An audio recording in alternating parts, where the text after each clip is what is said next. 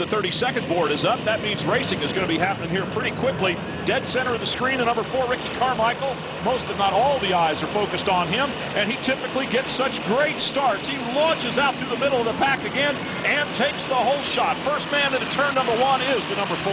Carmichael gets the Racer X Whole Shot Award. But goes down. Oh, man. And look out, this is the freeway in rush hour, and with all the respect everybody has, they don't want to run over Ricky, but now it's going to be Chad Reed who's the leader on his Yamaha. I'll tell you, he's the loneliest man in the world laying there in the middle of the track with 39 guys coming at him. And that is not a good feeling. He did have the bike between himself and the rest of the pack. That's a little bit more comforting, but he's got a lot of work to do now.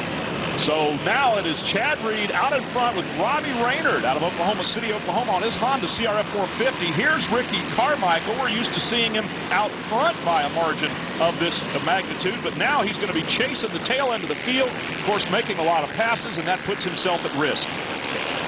Take another look at what happened here. We saw him get the whole shot, then why did he crash?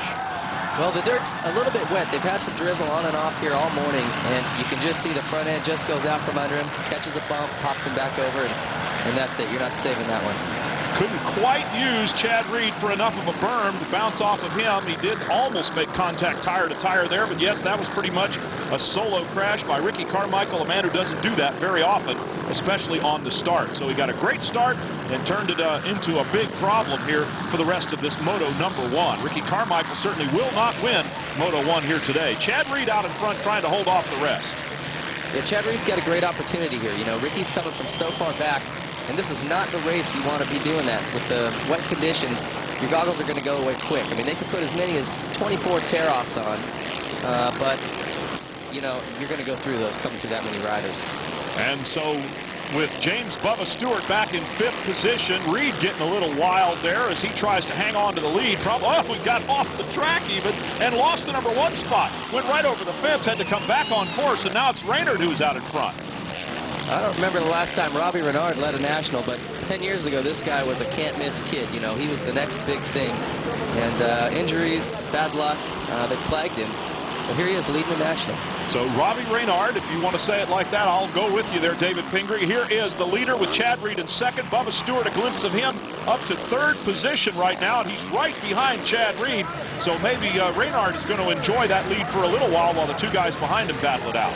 This is a great opportunity for Chad to check out. You know, he's got both Ricky and Stewart behind him, and if he can get a little bit of a lead and sort of push his pace, he could get a Moto win here. Take another look at what happened to Chad Reed, who got a little wild there and couldn't collect it back up altogether. Right in the front tire. Nice job. But, of course, control is an issue. Gets into a deep rut, spits him right up out of there. Yeah, he's lucky he didn't go down there. That was a great save. And it's just a good thing he didn't hit the dirt. And the bulldozer that's there for track maintenance makes the turn, comes back in. And Raynard probably had eyes as big as saucers when the number 22 came launching back over the fence onto the racetrack. Yeah, and he got lucky he didn't get Vander's foot in his wheel. That'll take your brakes out immediately. So Chad dodged a bullet there. Robbie Raynard on the number 17 Honda out in front. Here comes Reed with Bubba Stewart. James on the number 7 Kawasaki coming inside. Can't make the pass there. In fact, stalled it. Wow, we're seeing all kinds of strange things going on here among the best riders in the world. Well, this is Chad Reed's race to lose now. I mean, having these guys that far back, there's no reason he can't just check out. This is his race to win. And trying to get these Kawasaki KX 450s or any of those big 4-strokes started again is not as easy as it used to be with the old 2-stroke machines, in spite of all the manufacturers' efforts to make them a little bit easier to refire. So here comes James Stewart now trying to make his way through traffic. And, of course, the question at this point is, where's Ricky Carmichael? He's got to be threading his way about halfway up through the field at this point. Yeah, he's tearing tear-offs like a crazy man and working his way up. There you see him. He's right up to the back of Stewart. Those two are going to connect here soon, I'm sure, and work their way to the front of the pack. Used to seeing them battle for the lead. Right now, we're going to be watching both Ricky Carmichael and James Bubba Stewart battling for position. They're coming up behind Ryan Mills on the number 40 machine. Take a look at our Toyota leaderboard while we take a short break. We believe in hockey. And 2006 AMA Toyota Motocross Championship is being brought to you by Toyota, proud sponsor of AMA Motocross. Toyota, moving forward. By Suzuki, lightweight, superior power, incredible handling. It's why champions choose Suzuki. And by Progressive Direct. Don't go underprotected. Get a dirt bike insurance quote at progressive.com or call 1-800-PROGRESSIVE. Back to the action now with Robbie Reynard being challenged by Chad Reed on the number 22 machine. James Bubba Stewart and Ricky Carmichael having their own battle deep in the field trying to get to where these guys are. But Reynard looks like he might be vulnerable now, and Reed's on a tear. Yeah, Bernard, you know, he's got pressure, a lot of pressure right now. That'll make you pump up so fast. I'm sure his forearms are like rocks right now. And there Reed slips by, and this is definitely Chad Reed's chance to put some real estate between himself, Stewart, and Carmichael. And if he wants to win this moto, he's got to gap himself now. This is a great opportunity. Chad Reed sliding past Robbie Reynard on the number 17 Honda. So Reed Yamaha is out in front. The Kawasaki and Suzuki of James Bubba Stewart and Ricky Carmichael much further back. And indeed, here is Chad Reed's opportunity. If he can just settle in, put some good steady turns together, doesn't have to be spectacular, just has to be error-free at this point. Wouldn't you agree? Yeah, I would agree. You know, he's just got to put in good, solid laps. You have to be patient in this kind of weather, you know. Ooh, Ricky chopped somebody a little bit right Ricky there. going by the number 198, Jacob Saylor out of Knoxville, Tennessee. And I guess Saylor perhaps a little startled by it. Looked like he tipped over. But here goes Ricky Carmichael on the number 4. Up front, it's Chad Reed. Reynard staying close. When your pace is that much faster, like Ricky's is, it's hard to go by guys that are going slower. You can't really judge their speed. And not that I've ever had that problem going that much faster than other people, but sometimes he'll clip guys who won't even know it. Well, David, if I was out there, you'd be going that much faster than me. Here comes Chad Reed, going past all the FMF banners there, leaping down the hill, makes a hard left turn, trying to find a smooth line. Even though this is the very first moto, there's been a lot of practice going on out there, and ruts, huge ruts and big bumps are already well developed. Yeah, this is huge for Chad Reed. You know, he's in the process of putting together his deal for next year. Doesn't have anything signed yet, still looking for a manufacturer. If he can come out and get a national, even a moto win, I mean, that's huge for him. He didn't get the Supercross title that he wanted, lost it to Ricky there in a nail-biter in Vegas, and this would be great things for his season, his future, his confidence. It'd be good to see him do well. So James Stewart and Ricky Carmichael now nose to tail, 9th and 10th positions respectively, each trying to pick their way through the field as cleanly as possible, not make another mistake, because points are so important. Your position in Moto number 1 combined with your position Moto number 2 is what determines your overall. You can give up a little bit of a race here, but you got to get all the points you can. That's right. You know, if you look at the Supercross series and the way that finished, the top 3 guys were separated by only 2 points at the end of the year. I mean, that just goes to show you every single rider counts. Every guy you get by, the difference between, especially when you get into the top 5 and points are separated by 2 or 3 points per position, it's so critical that you get every rider you can. Keith Moss losing a spot there to Carmichael as we go back to Robbie Reynard, who has now lost the position to David Vuillemin. Vuillemin, by the way, notably the last rider to lead a motocross championship, and that was in 2001. Since then, it's been all Ricky Carmichael at the top of the table, and a tremendous reign he has had. So Vuillemin now in the number 2 spot behind fellow Yamaha rider Chad Reed, and now it is Reynard into 3rd. Yeah, David Vuillemin's doing great here. It's good to see him up at the front. You know, he had a troubled Supercross season with the Buku Honda team. They parted ways amicably, but now he had to find something else, something to come out and prove that he still has the talent to run up front. So he put something together with the Moto World Yamaha team, Paul Lindsay, and he likes this track. He's won here in 2000 and likes the mud. He's from France where it rains a lot, and he's going to be a contender all day, I think, in these conditions. James Stewart watching the spectacular style of the Kawasaki rider. He moves inside K-Dub. Kevin Windham losing a position now to Stewart, as we saw Heath Voss lose a spot to Carmichael a while ago. So James Stewart also trying to do the same thing, just stay error-free. He's already made his 1 mistake. Can't make another one at this point in the race. Just give up too many positions. Windham looks like he's a little off the pace. His lap times in practice were a little off. But it'll be interesting to see if he can latch onto the back of James or Ricky and follow those guys to the front. You know, Kevin obviously has the talent and speed to do it. Maybe he's just not quite as comfortable yet. But a lot of times you can latch onto the back of another guy that's going quicker, follow his lines, and just sort of imitate what he's doing and pick your lap times up a couple seconds. Carmichael going past Windham as well now, so we'll see if the number 14 Honda can hang in there with both James Stewart and Ricky Carmichael now. We get a glimpse there of the number 144 Kyle Partridge out of Las Vegas. Back to Ricky Carmichael on the number 4, following James Stewart. Different line right there, a little bit different drive off the corner and up the hill. Stewart with 1 foot, then both off the pegs. And he punches the number 144 Partridge kind of out of the way and goes on by. Let's see if Kyle Partridge hangs on, whether Ricky Carmichael gets a clean line around him. Well, it's got to almost make your head spin when bumps into you, blows you out of a line. The next guy spins you around in a circle. I wouldn't want to be Kyle Partridge right now. Well, he's hanging in there pretty well as both Stewart and Carmichael go past. They're working up behind Robbie Reynard now on the number 17, our early leader. Nick Way's in there as well, top finishing privateer in the Supercross series. Nick's had a great year with the MDK team, and he's looking to continue that relationship and you know, continue to grow that team. And they've been great. They've done a lot of good things this year. In the Nationals, Nick's always been comfortable, loves the outdoors, the mud, and it'll be good to see him just keep the good results up this summer. Nick Way on the number 27 machine. He's out of Michigan, also riding a Honda. There goes Stewart. There goes Carmichael, both around Nick Way. So they seem to be like the tide. You know, they're coming. They're heading up towards the front. As we take another look at our Toyota leaderboard, it's changing. OLNTV.com is Hockey Central for the Key riding tip. It involves the contour in that saddle. That's right. One of the latest trends here, especially on the bigger 450 bikes, is that step in the seat, the little shape in it. It allows riders, when they're accelerating out of a turn or up a hill, to have something to butt up against to keep them from sliding all the way back in the seat. You can see Ricky accelerating out of that turn. These bigger bikes have so much power, it'll slide you right up the back if there isn't something there to hold you in place.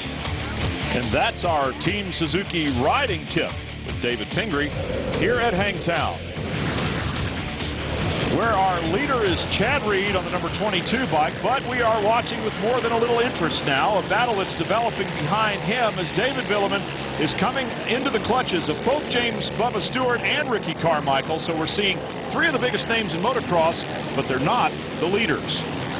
Looks like Villeman sort of took a glance over, got out of the way a little bit. I don't know if that's being courteous or just afraid? Realizing he can't run the pace there. Those guys are going so fast, you see James get a little crooked. And Ricky diving to the inside to take advantage of it. James looking around at Ricky Carmichael. They both came by David Villeman like he was a lapper almost. Villeman pulled over a little bit, looked at both of them. Now they're looking at each other, and they've got a real man-to-man battle going here between the green Kawasaki number 7 and the yellow Suzuki number 4. You got to realize here, too, David Villeman is not slow. He's a very, very fast rider, one of the top 5 riders in the world. And these two go around him and just absolutely check out. The pace these two have going right now is so ridiculous. It's almost impossible that they can go this fast. So James Stewart in front right now with Ricky Carmichael right behind him. We would expect this to be a battle for the lead, but instead it is they have come up through the pack. Carmichael from dead last.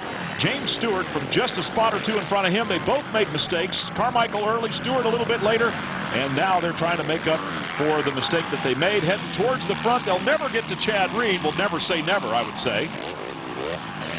Yeah, you know, this is critical for Ricky. You can tell he's trying frantically to get around James. And here it looks like, yeah, he's trying to the inside. He's doing everything he can.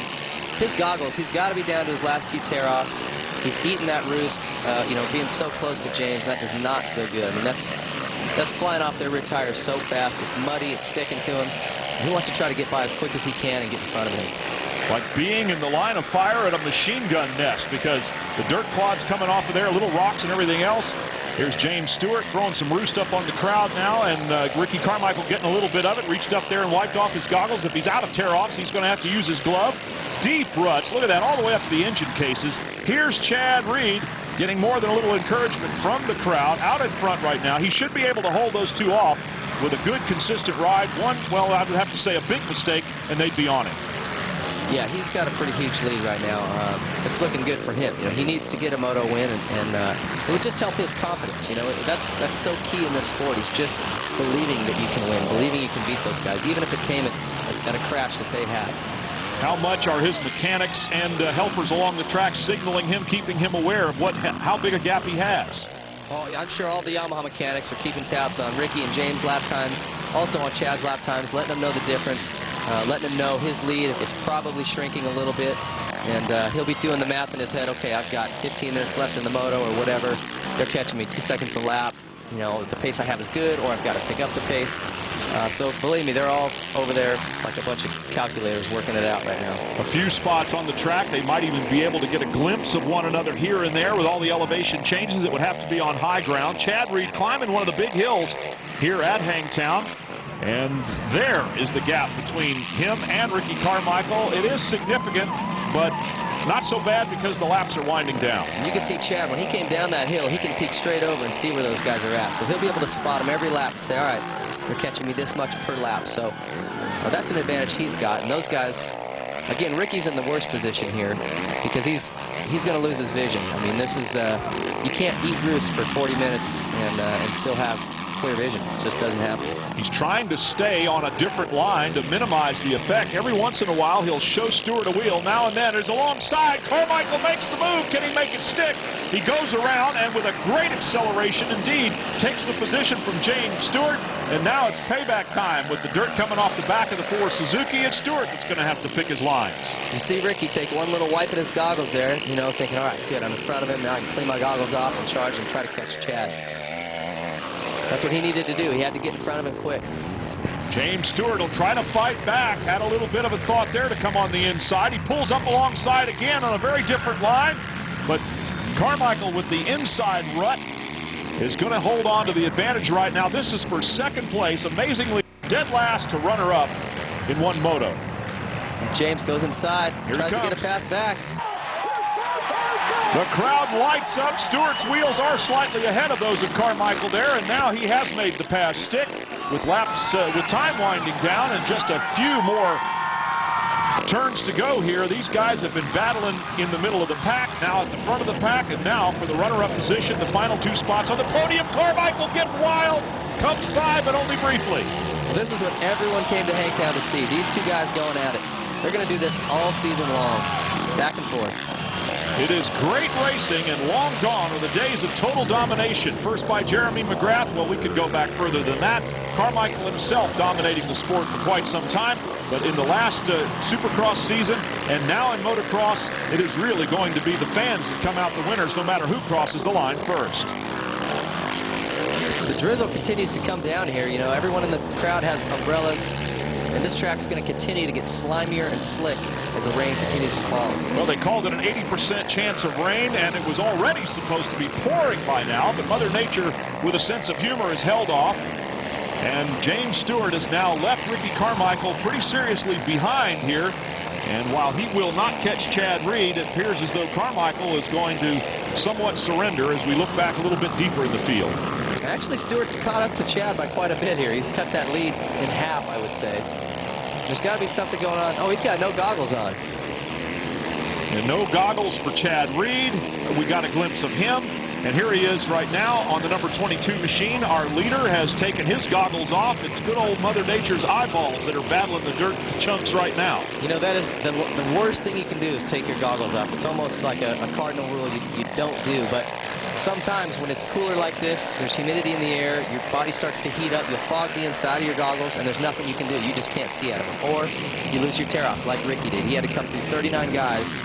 He just ran out of tear-offs, and eventually they get so dirty you can't see out of them. So it is definitely a last resort, but... last lap, look at this, and it is James Stewart right behind, getting into a little bit of traffic right now. Who would have thought that Stewart or Carmichael would catch Reed with that big of a lead? It's happened. These guys are incredible. This is the same move he put on Ricky right here. Up inside, makes it work. Reed tries to cross back behind the wheels, but can't do it. They're in the air together, but James Stewart has made the pass, and you get the feeling that since he caught him, he'll probably be able to pull away, too. There's nothing Chad can do. With no goggles, he can't get up there and try to challenge him. He's got to stay out of his roost, or he'll, he could lose an eyeball. Jason Thomas getting the move over flag by the AMA officials now as we look at Chad Reed on the way outside. Stewart trying to pick his way through traffic down low. Up in the air here, Carmichael somewhat further back, but James Stewart coming from a crash. Actually, he stalled the bike. He didn't crash, he just stalled it. Couldn't get it started for quite a while, managed to do so, came back onto the track right alongside Ricky Carmichael. The two of them battled to the front, and now Stewart appears as though he will be the winner of Moto number 1. You know what's so impressive to me with James is he just battled back with Ricky. Usually when Ricky passes a guy, that's it, it's over. And James just wouldn't let it happen. He fought back, got him back. And, you know, that's the best way to demoralize a rider is when he gets you, pass him right back. It makes it so much harder for him to make another pass. James Stewart winning Moto number 1. Chad Reed holds on for second. We'll be back.